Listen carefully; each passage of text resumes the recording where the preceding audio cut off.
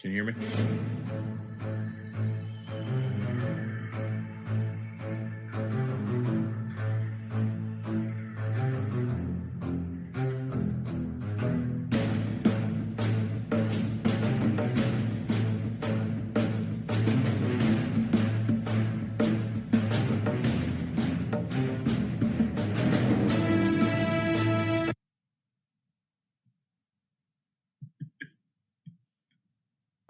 There you go. What's up, everybody?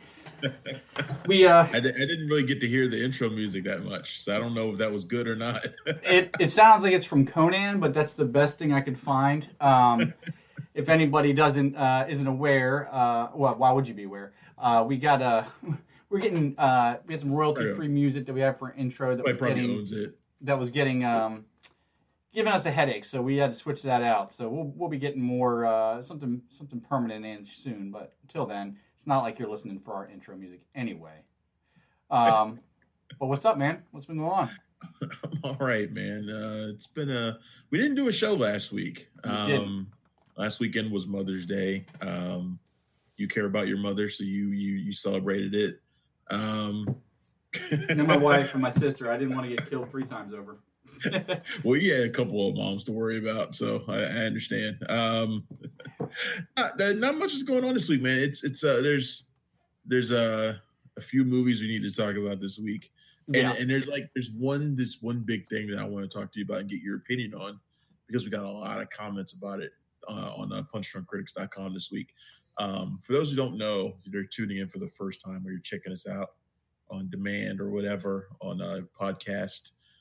We are the Punch Drunk Critics. I am Travis Hopson. He is John Nolan, film critics extraordinaire from DC. And it was it was an interesting week. Mm-hmm. Yesterday there were like 2 major deaths in Hollywood. Yeah. And it was crazy. First of all, it was Fred Willard, who I didn't know was 89 years old. Or 86 years old, for God's sakes. 86 years old. You know, if I'm honest, never been the biggest fan of Fred Willard, but he always found a way to pop in and say something funny. Oh, yeah. Yeah. Like in measured doses, he's really funny. Like in like The Best in Show and like A Mighty Wind, stuff like that. He's freaking hilarious. Yeah. That was huge. Then, like within 5 minutes of learning about that, we learned about Lynn Shelton, director Lynn Shelton, who directed Your Sister's Sister, Hump Day, Laggies. She just did Sword of Trust. She did episodes of Little Fires Everywhere on Hulu. I mean, she's one of the founders of the mumblecore movement, if you remember what that was, for about a decade ago.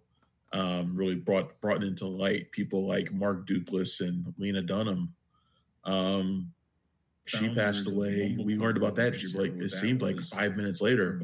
That news came out, and that was just a huge loss. I mean, I remember Your Sister's Sister being one of the first movies that I really loved at Sundance. From my early trips to Sundance, that was one of the first movies I really loved. I still own it. Love that movie. She's just a fantastic director. Freaking Hump Day is a great film.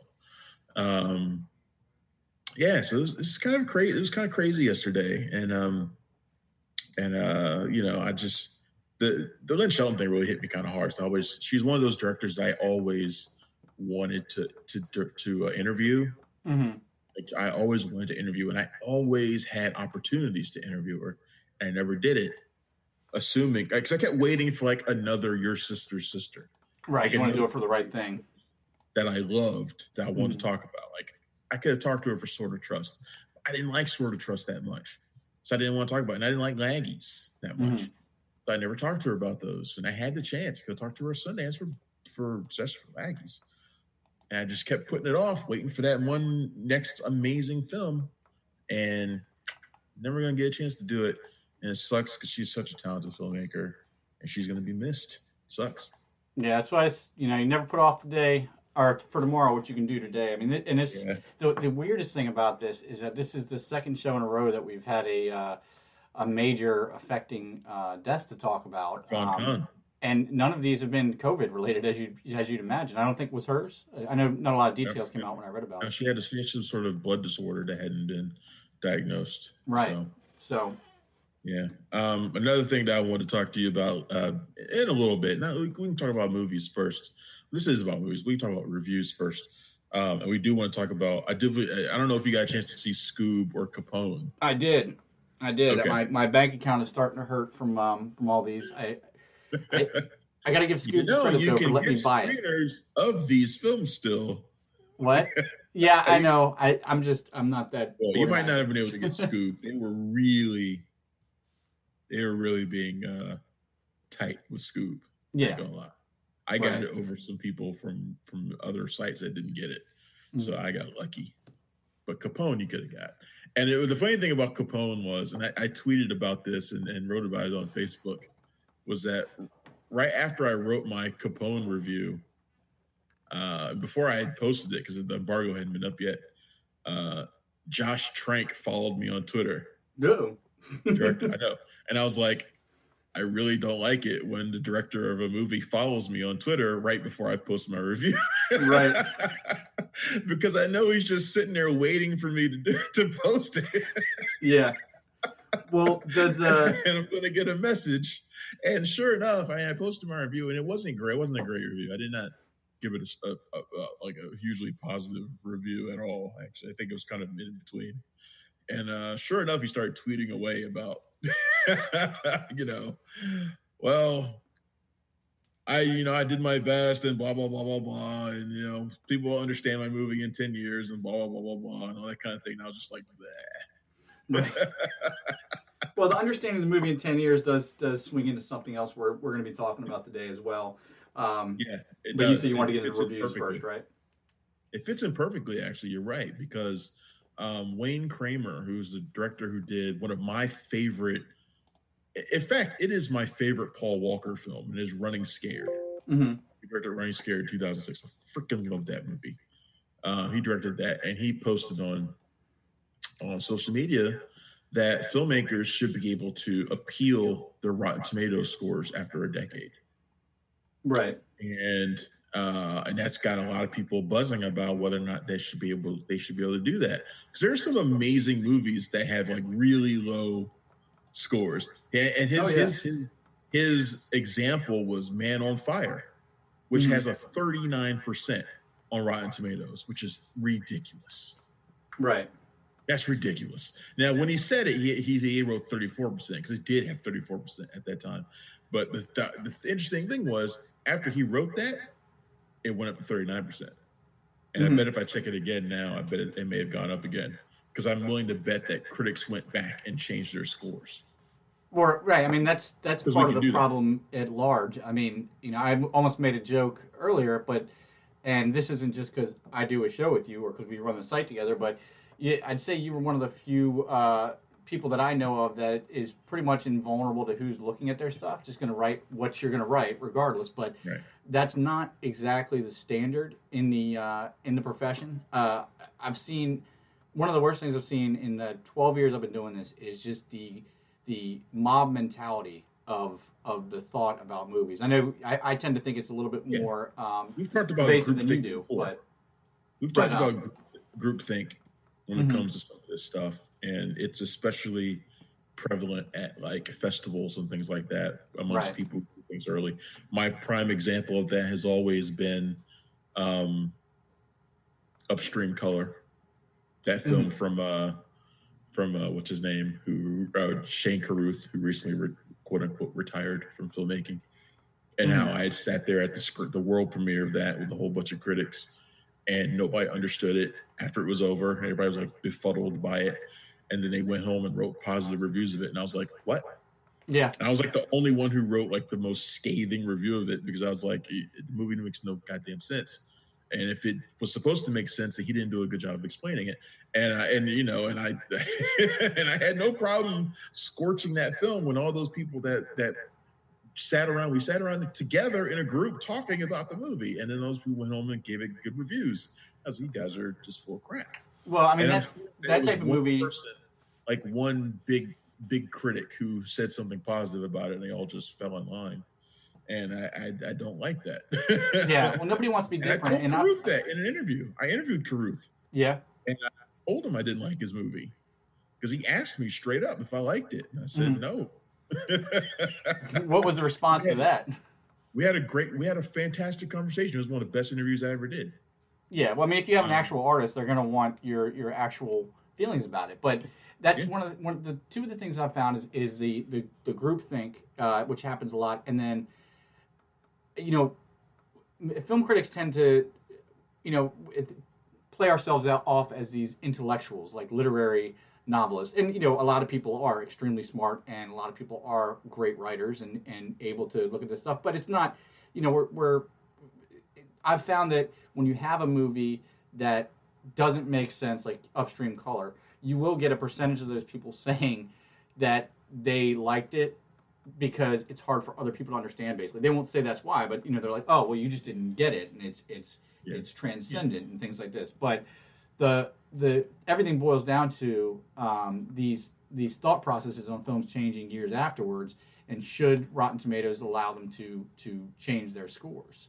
I just want to know how that would work. Like, is it mandated that every 10 years you have to go back, or is it like an appeal process where a certain number of people vote that it gets relooked at? Because if there's no uniformity.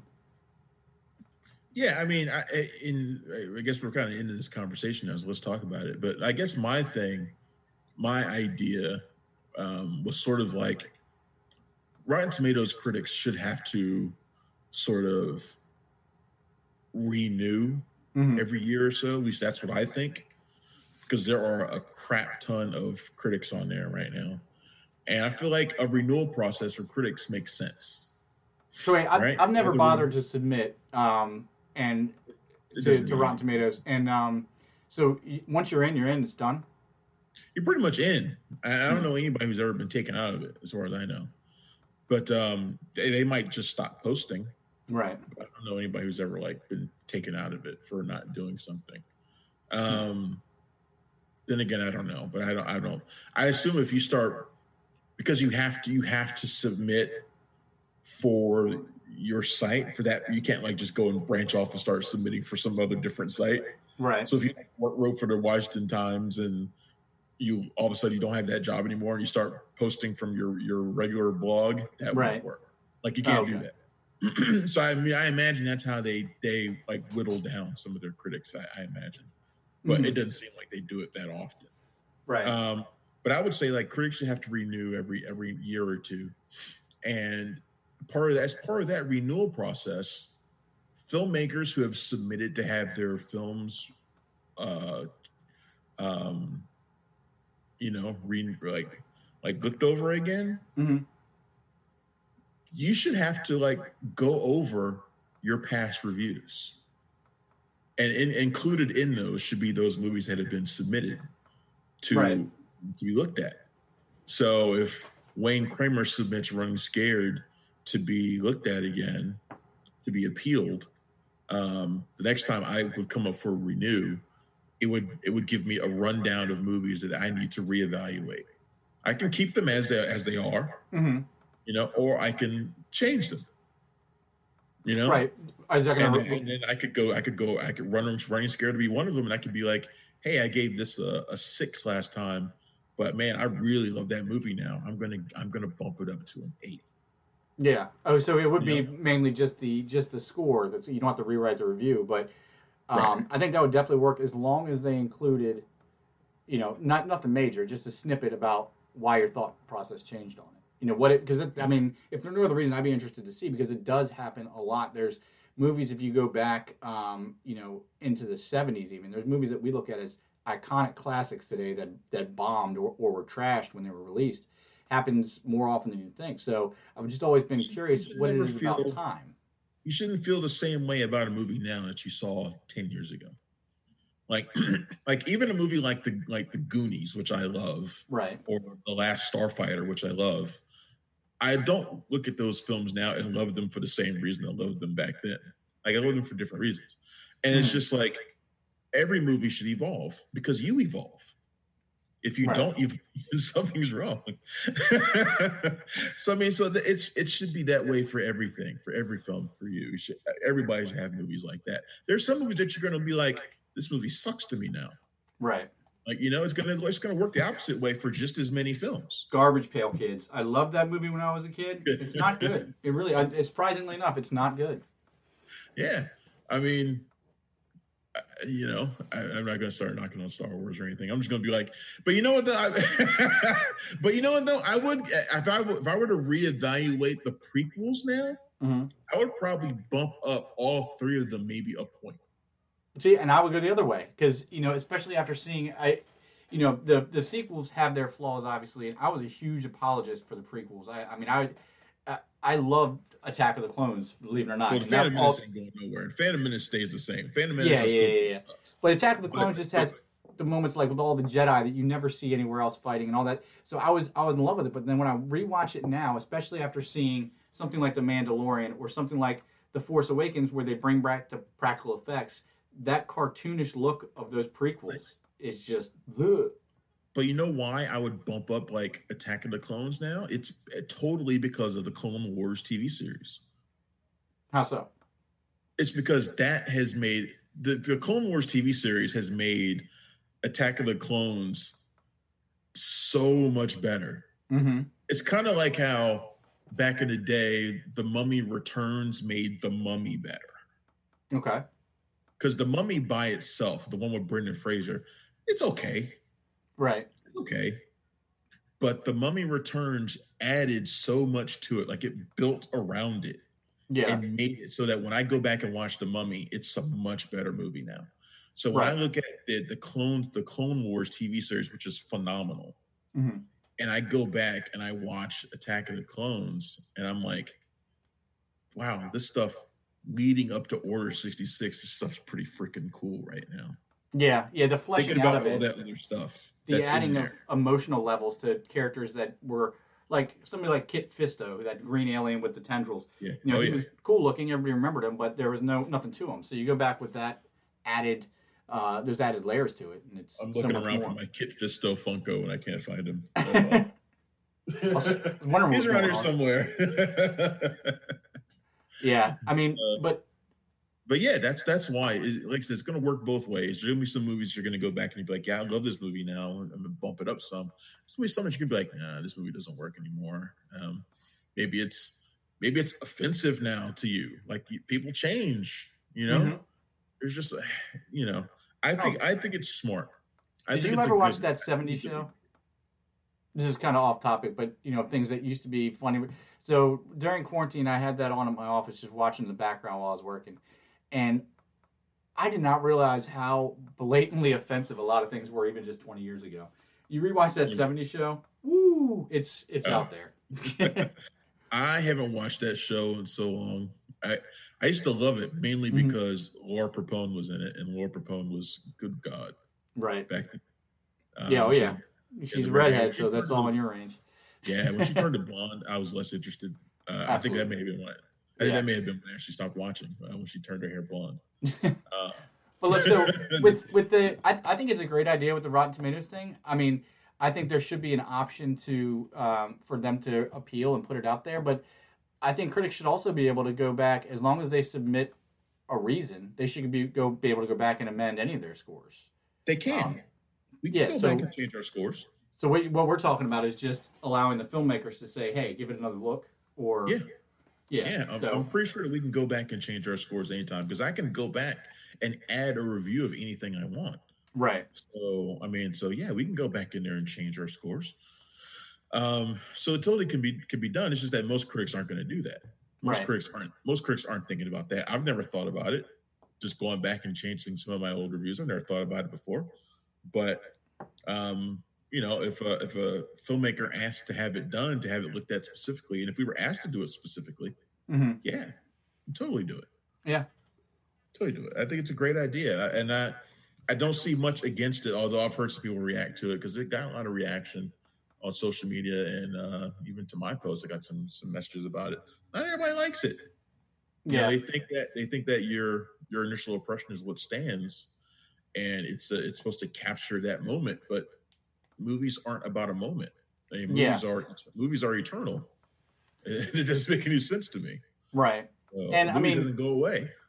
also, Rotten Tomatoes for I wouldn't even say for the most part, a majority of it has to do with opening weekend. It's an initial theater run. So, but when you go back and look at it's more about a person's career because after that opening weekend, after a movie's out of the theaters, people nowadays are looking for what's on. Yeah, sure they check it. It's not as important as when you're picking what to go to theater. So it's when somebody like Josh Trank or somebody like that looks back at their collective scores and sees, oh man, my average of all my movies is 20% or whatever. So it matters more to them about that than anything else. But speaking of, that's what got us into this thing in the whole in the first place. You want to take a listen to some Capone scenes real quick? Yeah, let's do it. All right, let's check out some Capone scenes. How about it for our good friend Al, ladies and gentlemen?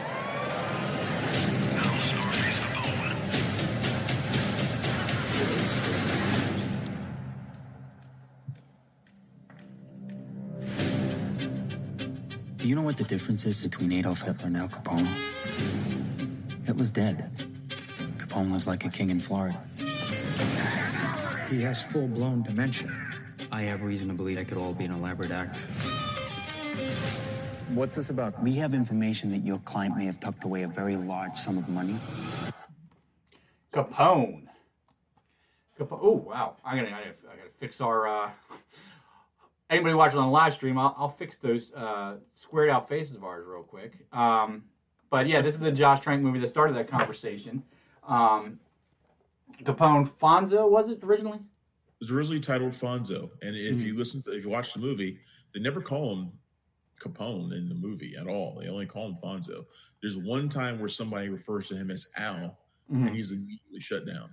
Like, we don't use that name around here, I believe is the response from his wife, played by Linda Cardellini. Which I had never heard before, and I was pretty into like those 20s and 30s gangsters for a while, watching stuff on History Channel. I'd never heard that name before this movie. Me neither, actually, and I wouldn't profess myself to be an expert, honestly. In fact, that when I was after I did my review of Capone, somebody messaged me and was disappointed by my review because they were really excited about the movie, and they dropped a whole bunch of information on me about Capone's final year or two. Right. How he was suffering from dementia and all the things that he said that he saw, this kind of crap. And I was like, well, that's great. I mean, it sounds like you will probably get a lot more from this movie than I did. Right. I mean, I imagine that if you're an Al Capone aficionado, you might understand it a lot more than I do. Yeah, but if you're not, and the movie should be made for, everybody. Right. And which is one of my biggest problems with it is that, I mean, look, he doesn't have to make an Al Capone gangster movie where he's shooting up people and, taking on Elliot Ness or whatever. Like, I don't need to see that movie, and it's okay if he doesn't want to do that. Right. This was a lot like the final 30 minutes of The Irishman for me, which was really slow. Yeah. Really slow. But the thing that kind of kept me interested in this was Tom Hardy, because Tom Hardy was giving another one of his I'm coming in from a different kind of movie vibe. Yeah. Again, it's another movie where you probably kind of wish he had a translator or some kind of subtitle for for a lot of what he has to say, because he's mumbling his way through this. But it's another off the wall performance for him as Capone, who is, having his break from reality in his final year of life after a stint in federal prison. And, I just felt like it was kind of a lumbering movie. Right. And it didn't seem to have much momentum to it. And Trank, who I genuinely respect as a filmmaker, I love Chronicle. I think his Fantastic Four had a great idea that was very badly executed. He was trying to do something different with superheroes that we had seen before, not that long before then. And he was trying to do something different. I appreciate that. It didn't play out well at all. It didn't work out. But I appreciate that he tried to do something different. And he's trying to do something different here too. I feel like that's going to be his thing from now on, is doing things differently than we expect. But he's very inconsistent in the way he portrays Capone's reality and fantasy.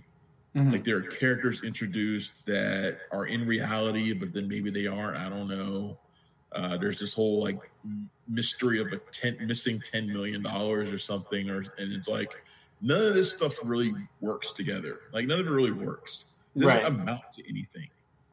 And I think that's just anybody who tunes into Capone is going to come away thinking, I don't know what this Al Capone is. It could have been just about anybody. It could have been about anybody having their brain and their physical form, their physical and their mental selves breaking down. It could have been about just about anyone. And that's why I think it's good. I don't know who the movie's for. Let's put it that way. I don't know who it's for, other than the most diehard Al Capone person, like I said, aficionado. Other than him, I don't know who it's for. Yeah, I think the line of whether or not to know this movie is for you is if you actually knew that Capone didn't die in prison before you watched this movie.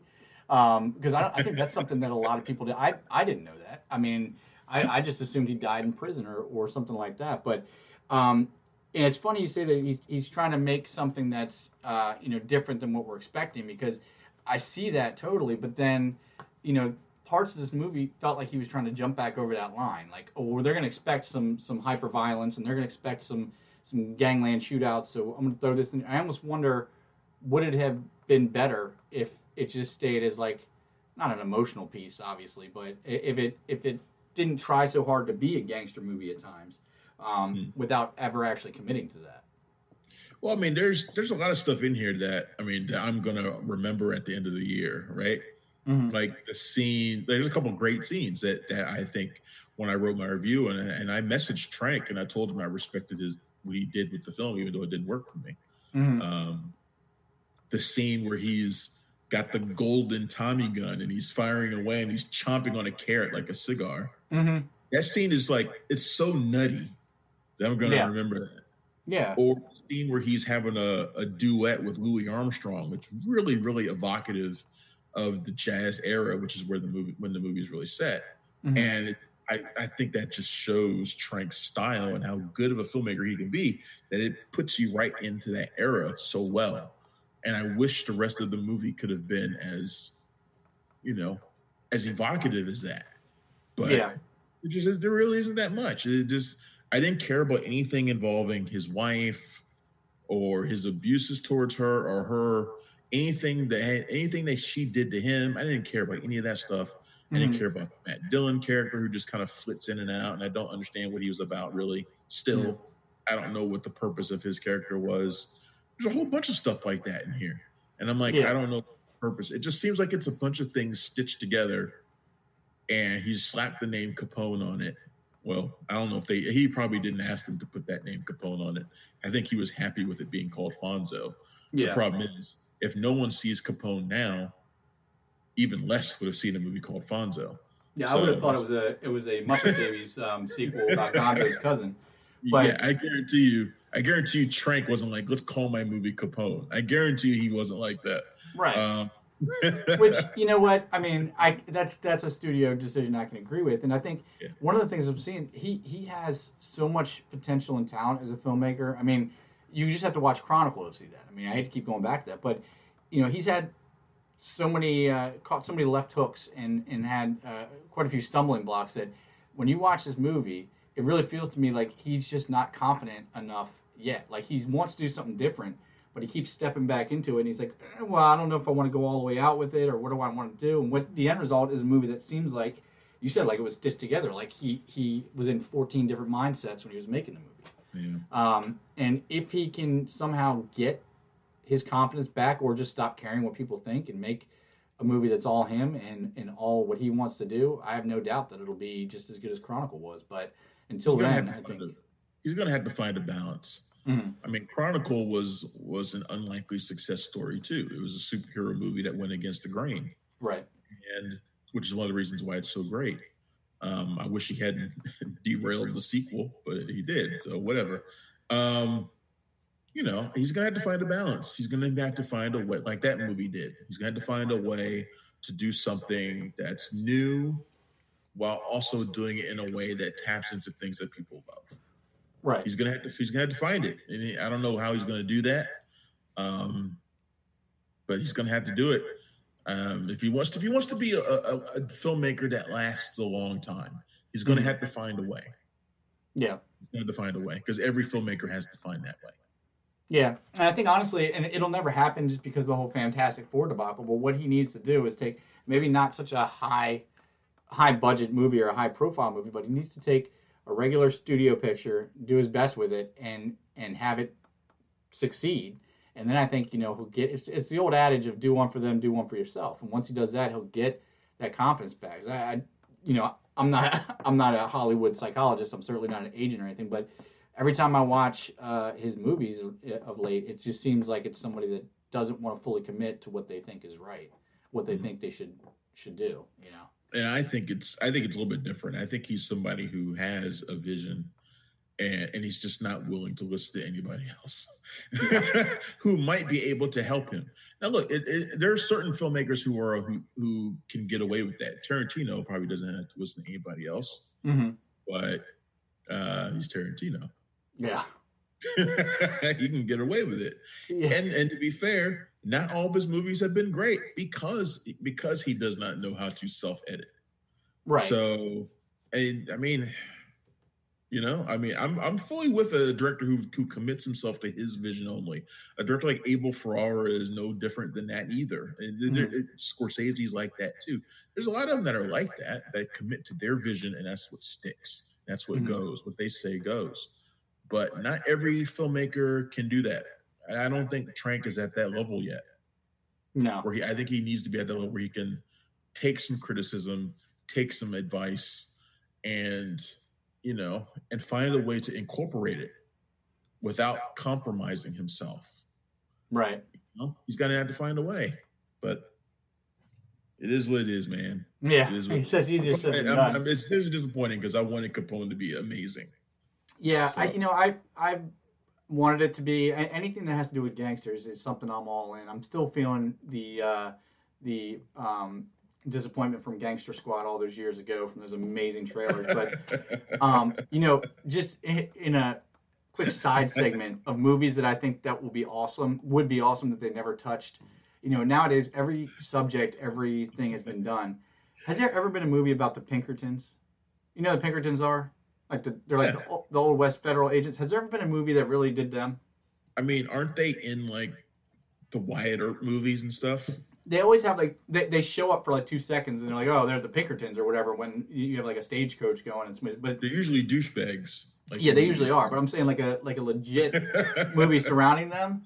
I don't know if there's been just a movie about the Pinkertons. Like I really don't know. I don't know. Because they're like super bounty hunters back in the Wild West. It's got to be awesome. You have to excuse me. I got Red Dead Redemption too. So I'm sure there is, and we just don't know it. I'm sure there is a movie about the Pinkertons that we just aren't aware of. So. Well, speaking of films that are fully cerebral and touching on one thing that's never been done before, we saw SCOOB this week. So let's check out a quick clip from SCOOB, and then we'll get into it. Hello, Mystery Inc. I have a missing person to report. On May 15, Shaggy and Scooby were taken. An unbelievable mystery.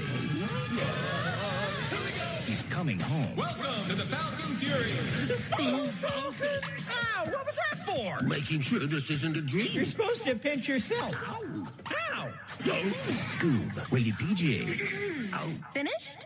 Ow. Yes. Exclusive early access with home premiere. Available. SCOOB. I know we are going to obviously have different feelings about this. And our streaming viewers, apologies for the moving around of the screen for a second. I just have to fix a few things.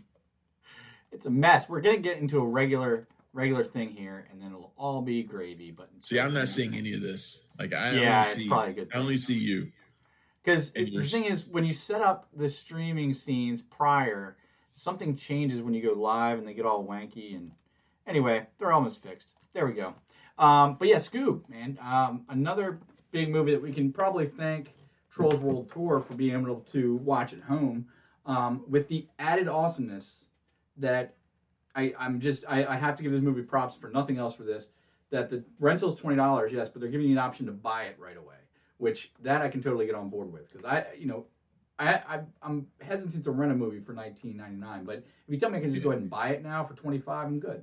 So that was right. But what if you buy it and it sucks? Then you own a movie that sucks. Well, then I only spent $5 more. Yeah. Well, see, there is a linchpin here that you don't have the I can't think of a word that won't piss my wife off, but you don't have kids, so they'll watch anything about 1,000 times. So it's $25 well spent. I mean, my kids watch the Emoji Movie about 100 times. So I can imagine Scoob as a perfectly fine movie for kids. There's a lot going on in it, and it's colorful. It's got big characters. I can imagine a kid liking Scoob. I wish I liked Scoob more.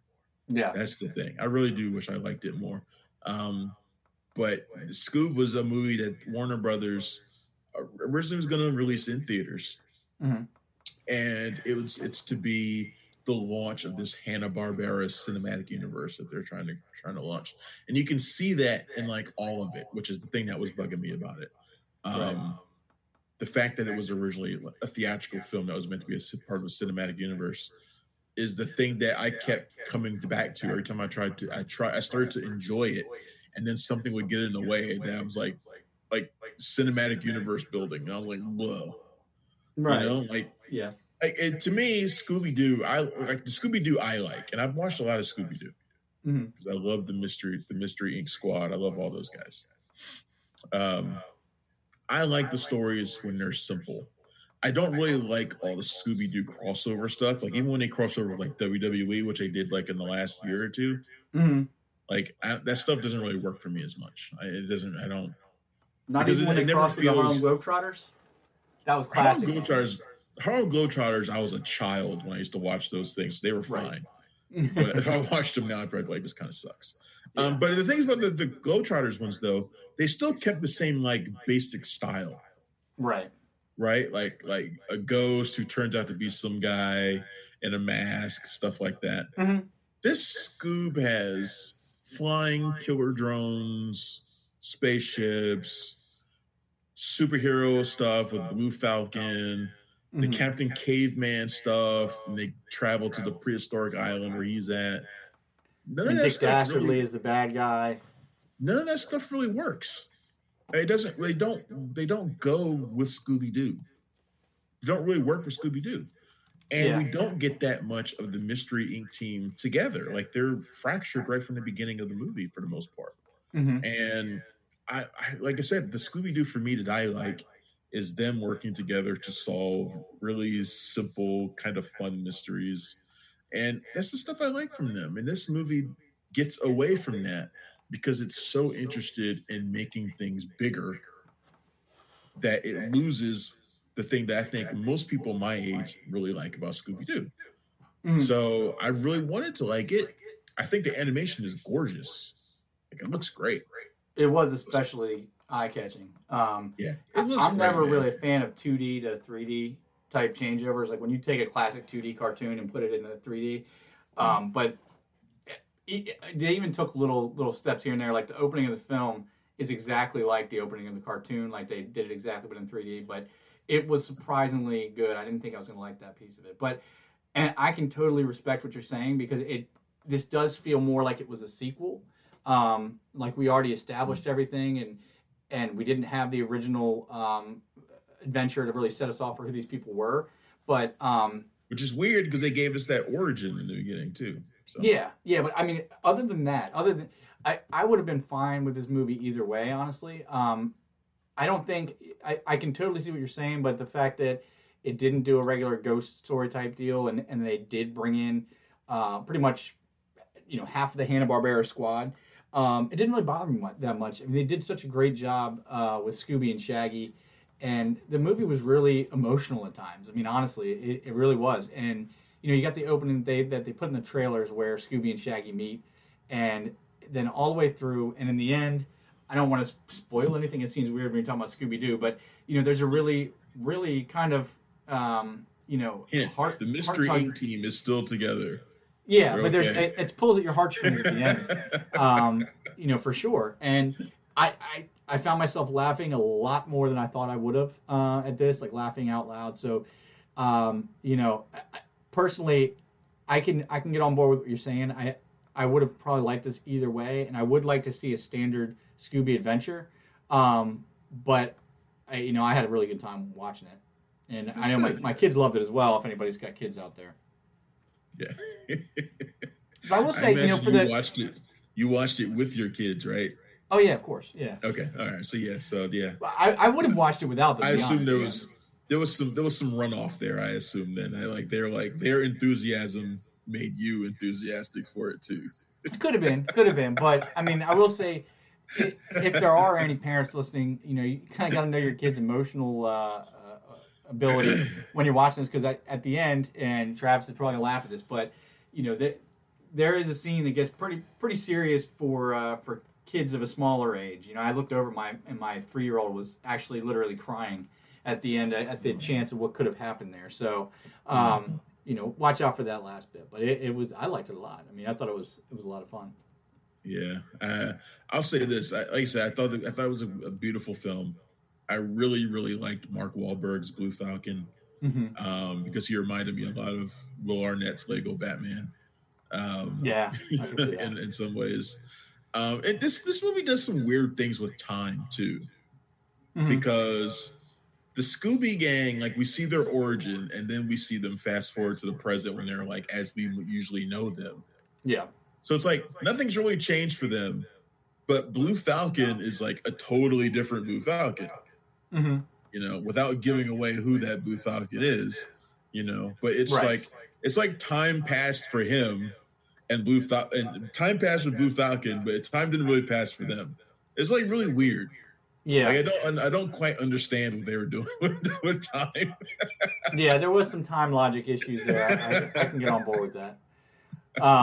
I guess they're thinking kids aren't going to really think about it that much, and anybody like me who does think about it too much, well, they're not aiming for me anyway. So yeah, I think Tracy Morgan was a perfectly cast Captain Caveman, though. I'll give him that. I hated his Captain Caveman. Really? He sounded like somebody trying to do Mel Brooks. Yeah, well. Which is not that's not Captain Caveman. In fairness, I didn't listen to it afterwards. I haven't heard Captain Caveman for like probably 25 years. But I just love Tracy Morgan. A lot of Unga Bunga is what he talks like. Yeah. He doesn't talk like Mel Brooks. Oh. Well, I didn't like it. I just like Tracy Morgan. One of the main things I could not stand. Yeah, I can see that in your face. You look absolutely disgusted. Yeah, I really hated it. It was like, come on. I did like at the end of the movie where they started teasing like the future stuff. Like we saw like the shark dude in the one scene. Shark dude. Why am I not remembering that? You don't remember it? Shark dude. Yeah. Why can't I remember his name? Was it in the end, like, or? It was during the credits. Oh, yeah. Jabberjaw. Yeah. Jabberjaw. It was Jabberjaw. And they were teasing, like, a future team. Yeah. And Jabberjaw was part of it. So they're kind of, like, teasing stuff that they obviously have planned for the cinematic universe. I did kind of like that. It made me curious, but at the same time, I'm also like, do I think there's any serious viability in this cinematic universe? And I don't think so. Like, it just feels like I don't know how much of that is because it's going straight to digital. I don't know if it would have been viable if it had gone out in theaters either. Like, I don't know if this movie would have been a blockbuster or anything like that if it had come out in theaters. And I mean, they've been successful enough to launch something like that. Hanna-Barbera has been successful throughout the years more than you'd think. I mean, Scooby-Doo hasn't had a theatrical movie in over a decade, and that was live action. Well, right, yeah, I'm saying over the years they've been, the properties have been more successful than you think. Like even the Yogi Bear movies made money, not much, but again, live action. What's that? Again, live action. Yeah, but it's the property. I mean, live action or animation. This is the first time, and that's what I was going to say, is that of all the animation that we've had over the last 30 years, I'm looking at it and like Hanna-Barbera, like can't think of any of their properties that have really had a big animated adventure that people have seen. I mean, when we grew up, that was one of the weird things about growing up in the 80s is you had like nowadays all the TV that you're watching, all the kids are watching is TV that's recent. It's come out in the last 5 years at most. And I don't know about you, but I remember watching all kinds of cartoons from the 60s and shit when I was a kid. You watch Flintstones, you'd have all that stuff on. The new stuff too. But of all those different cartoons from that era, Hanna-Barbera is the one that really has no representation in an animated space anymore. Unless I'm missing something. I mean, the Scooby-Doo movies have been coming out on digital and DVD for years. Yeah, nothing major. I mean, but yeah, like in theatrical, no, there hasn't been much Hanna-Barbera at all. If any, animation style. So. And their catalog is huge. I mean, you got everybody from Tom and Jerry. I thought that was that is from Tom and Jerry. Hanna-Barbera. Yeah, that's what it says. I'm looking at Wikipedia. It's the success with Tom and Jerry, the birth of Hanna-Barbera. I guess that's true. I mean, there's a Tom and Jerry movie that's coming out too. So Huckleberry Hound, Quick Draw. I mean, they had a lot of the weird ones. Like, what was it? Kung Fu Cat? Was he Hanna-Barbera? Oh yeah, they were Hanna-Barbera. Oh, you're right. I always liked their stuff just because it was more offbeat than everything else. I mean, it was certainly not Disney, and it wasn't even Warner Brothers or like Looney Tunes, and it always felt just a little bit different. But I mean, the most exposure Hanna-Barbera cartoons have gotten on a wide level these days is that Fruity Pebbles came out with a version that had marshmallows in it. So I mean, I hope it brings something more to the table because I do really like those characters. Okay, that's good. I'm glad you and your kiddos enjoyed it, man. Really. Why does it always sound condescending when you say things like that? I was serious. I'm glad that you enjoyed it. I know. I'm just messing with you. Damn it, I don't think I have Kit Fisto. You're still on that? I've been looking around every now and then, like trying to see where he might be. I don't think I have Kit Fisto. I think I have like almost every other Jedi, but I don't have Kit Fisto. I mean, I even have this guy. So, I mean, I have... Plo Koon. Nice. Yeah, I have Plo Koon. So, I mean, I've got almost all the Jedi. And I don't think I have Kit Fisto. You're seeing the birth of a mission here, people. No, I'm definitely going to look for him now. And I'm sure if I don't have him, it's because he's super expensive. Yeah, well, he was like one of the most popular, not major ones for a long time. All because the guy had 2 seconds where he smiled at the camera in Attack of the Clones. And before he got cut in half. Yeah, and then when the kid comes around, he's like, "Oh yeah, our favorite Jedi. He's gonna have a good duel and then get killed by Palpatine." Nope, he's gonna get chopped right in a second. So, well, Kit Fisto's not that bad. He's like $25 on eBay. It's not that bad. He's not even smiling in that. No, he's not. I don't think he has a mouth. Speaking of Clone Wars was something that fleshed out the Kit Fisto character. Yep. But not a ton. But but in fact, that was the thing about Attack of the Clones. It took all those background Jedi that my friends and I used to make fun of back when we watched those movies. Right. Like, those are the most ass Jedi ever. Look at them. Those guys suck. Right. And Attack of the Clones made them kind of cool. Yeah, well, I mean, Clone Wars, the cartoon, I know we've been on this for weeks now, talking about the Clone Wars, but I've been going back and watching, and it's not something I can binge straight through. I have to watch different arcs, but they did, like, even when it's little stuff, like little cool things, like the Kit Fisto arc you're talking about, I mean, just seeing him underwater with his lightsaber ignited was cool. Just stupid little stuff like that, that's a lot of fun. They did a great job fleshing it out. You know what I've been trying to find that I can't find anywhere? I don't even know if you remember it, but before Clone Wars, the cartoon started, there was like a mini series of Clone Wars. It looked totally different. It was a different animation style. I have it. I own it. What is it called? I can't find it anywhere. Hold on 2 seconds. All right. We're going to find this out because this has been bothering me forever because this series took us right in. It was like a precursor to Revenge of the Sith. You get to see General Grievous attacking Coruscant and stealing Palpatine and all the battle that goes there. And I've been looking for this thing since forever. And the only thing I remember was that it was called Clone Wars, and I couldn't find it anywhere. So, but that's about all the padding I have. to do. So, thank you. All right. It's these. Yes. Yeah, So it's just called these. Clone Wars. Yeah, it's these. These are not connected to the Clone Wars TV series that we watched. No. That came later. These are different. These came before it. They were done in like 3 or 4 minute bites. Yeah.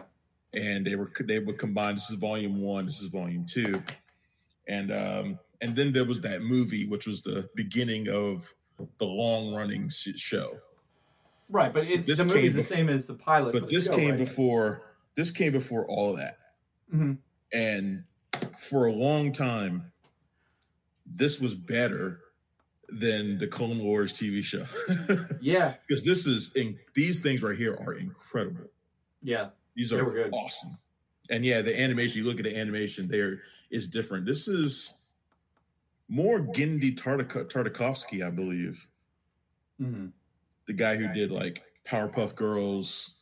Right. Yeah, definitely feels Hotel like Transylvania. That. I believe he did the animation for these, which is why it looks so much different. I got to dig those up because as soon as I saw those cases, my mind's been going through my collection now, and I know I've seen those cases before, so I bet I have those somewhere. So now I have a mission for the rest of the day as well. These made Grievous amazing. Yeah. Grievous was my favorite character to come out of the prequels. I loved Grievous, and Grievous didn't do shit in those movies. He just coughed a lot. He coughed a lot. These and the TV show showed you why he was coughing. Yeah. Yeah. Like why he was why when you first were introduced to him, why he was already hurt. Which also made Mace Windu that much more badass, if I remember it correctly. But these made him awesome. And Grievous is my favorite Funko.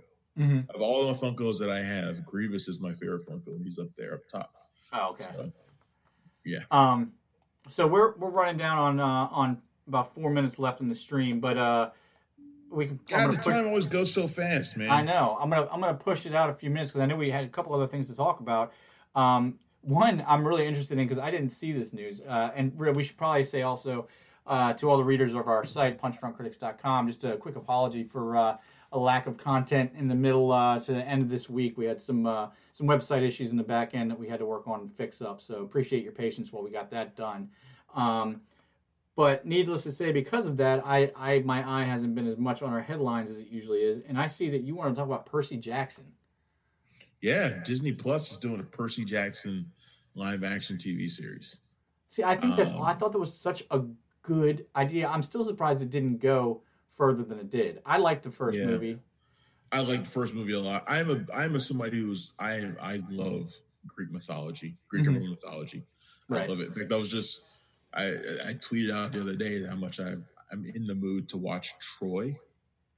Love that movie. Like I have the Wolfgang Peterson, like the director's cut of Troy. Yeah, the 4-hour version. Yeah. Yeah, and I'm kind of feeding to watch it. Like I'm just in that kind of mood.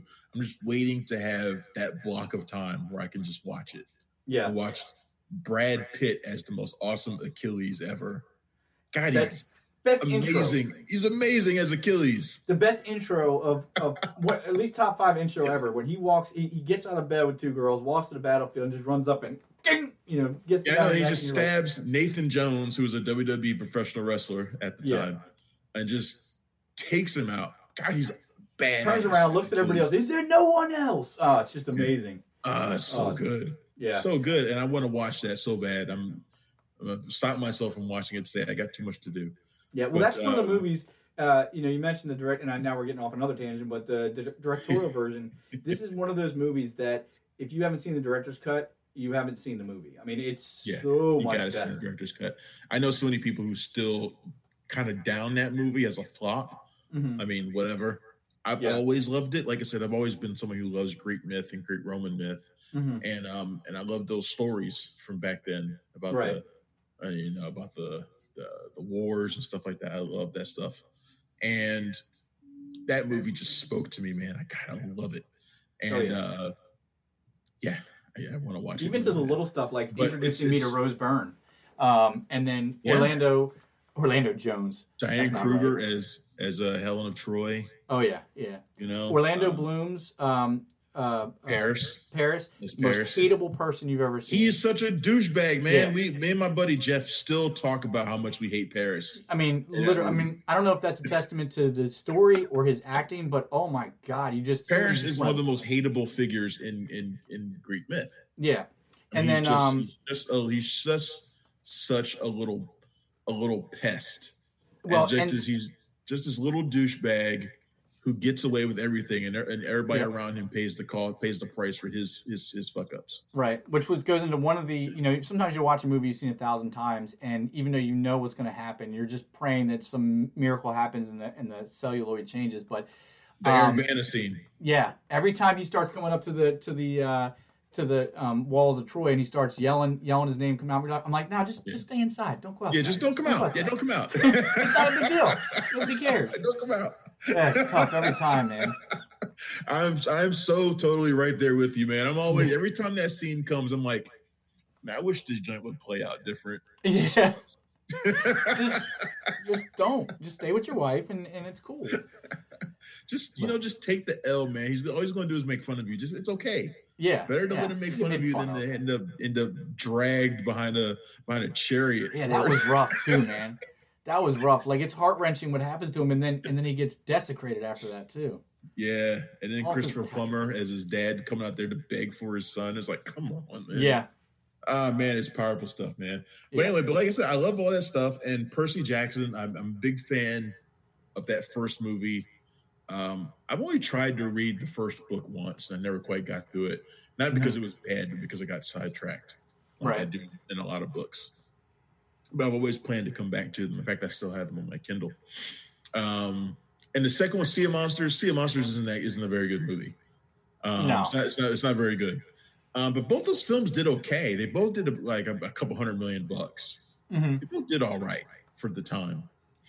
And, for a while after Sea of Monsters, there was talk of doing another one. But Logan Lerman was a breakout star, and he was getting older. And Alexander Daddario. Mm-hmm. Yep, I remember Rosario Dawson was in the first one. She may have been in the second one too. Yeah, she was the King of Hell's girlfriend. She was Persephone. Yep. There you go. So yeah, I mean, they had a great cast all around. Brandon T. Jackson was in them too.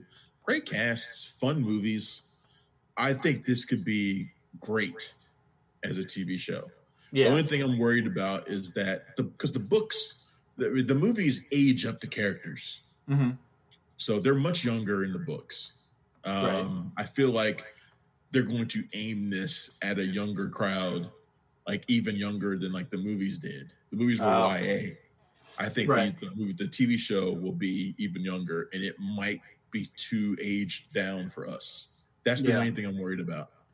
My only concern is it's not. I mean, we've seen, if anybody hasn't watched the behind the scenes of The Mandalorian, just to see how they're doing the green screen technology nowadays with like a room that's got LED. I mean, it's just mind blowing. So it's certainly possible they can not spend a ton of money and still make it look amazing. Have you been watching those? Yeah. I haven't made it all the way through yet. I've been watching them here and there. I watched the first one. I haven't watched the rest of them yet, or any more that's come out. It's pretty mind blowing the way they're doing that stuff now. Where you have, I mean, everybody remembers the old behind the scenes shot of like the old Star Wars movies we were talking about, where you have a speeder in a room and then everything else is green around it. But they're essentially going in a giant room surrounded by LEDs everywhere, and it depicts the scene. The resolution's so good it looks real. It's and if Disney uses that same technology for Percy Jackson, my only concern would be that it comes off more like one of their iCarly shows than it does like a big budget epic show. Right. Not like the iCarly shows, but it wouldn't be a big budget epic, which it kind of needs to be to really capture what it is. Yeah, I mean, you don't want it to look like one of those Disney like high school shows or like junior high shows. Right. Like you don't want it to look like one of those. You want it to look like The Mandalorian. For sure. Yeah, absolutely. Which I don't blame you. I'd want it to look like The Mandalorian too. So speaking of The Mandalorian, and this wasn't on our list of things to talk about, but season 2, man. It's shaping pretty much season 2. It's just Dave Filoni said, I'm just going to continue Star Wars Rebels and Attack of the Clones. Why not? I'm just gonna take that stuff that I worked on before and I'm just gonna continue them. Right. Because he's bringing in Rosario Dawson as Ahsoka. He's got Tamura Morrison playing Boba Fett, possibly Rex, because he voiced all the clones as well. Right. So possibly Captain Rex. They're talking about what's her name? The Mandalorian from Rebels. Bo-Katan. Sabine Wren. Well, Sabine Wren, yeah, but they're saying Bo-Katan might be in. Bo-Katan is going to be in it too, played by a homegirl that we like, Katie Sackhoff. And if they have Sasha Banks as Sabine Wren, that's going to be amazing. But I mean, it's my only concern is that now I shouldn't even be concerned because Dave Filoni, he's done no wrong, and I can't really fault him with anything. He's done no wrong. I call him the Chris Claremont of Star Wars right now. He's like the only one. If we have him and Jon Favreau leading this thing going forward, I mean, we're in a whole new realm. But my only concern is that it's this many people is going to take away from Mando himself. But yes. in the first season, they had just as many people. I mean, each episode had a different person. So if they handled it the same way. But then again, you have I didn't get enough of this person type stuff. You know what I mean? This is just the nature of how these things work now. We hear about all these characters coming in for season 2, and we assume that they're going to be there for all of season 2. Yeah. There's a possibility that all these characters, because they're so closely tied together, might be in like one episode or maybe like a 2-episode arc. Right. And that'd be the end of it. So we always think in broader terms when it comes to stuff like this, and I think that Favreau and Filoni in particular are smart enough to not take us too far away from Mando and Baby Yoda, because that is what the story is about.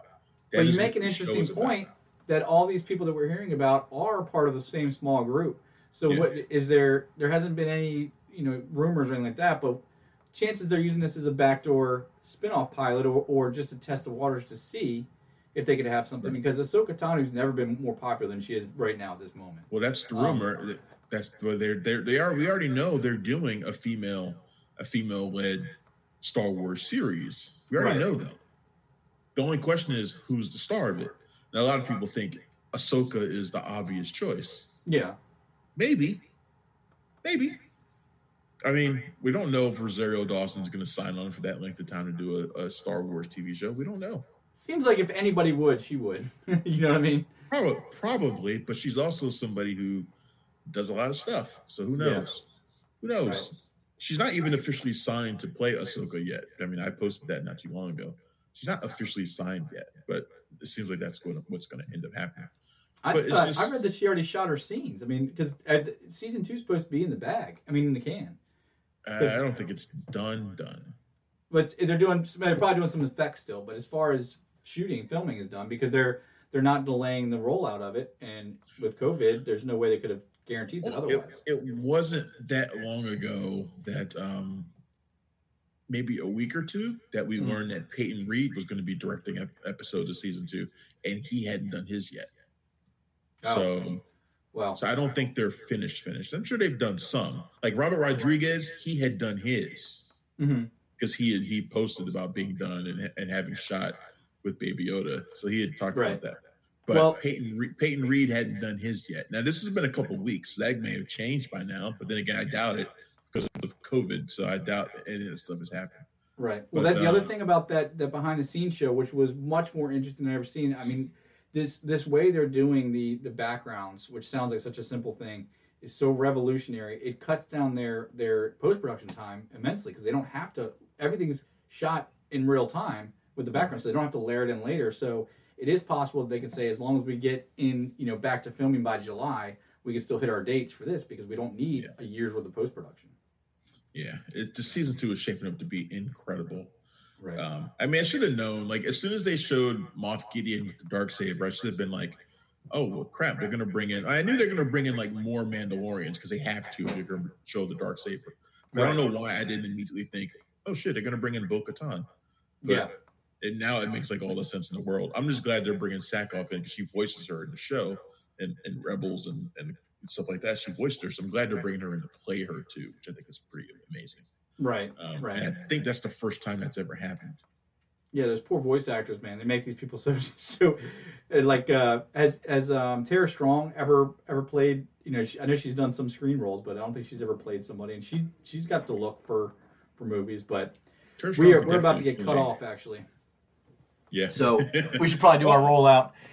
Yeah, but we didn't get to talk about Mad Max Furiosa, which is happening without Charlize Theron. We didn't get to talk about that, but you know, it is what it is. We talked about plenty more. Yeah. So everybody check us out, punchdrunkcritics.com, and find us here on YouTube as well, and on Spreaker, where we'll be posting this as well. Yep. All right, guys, we'll see you next week, and make sure to check out punchdrunkcritics.com every day.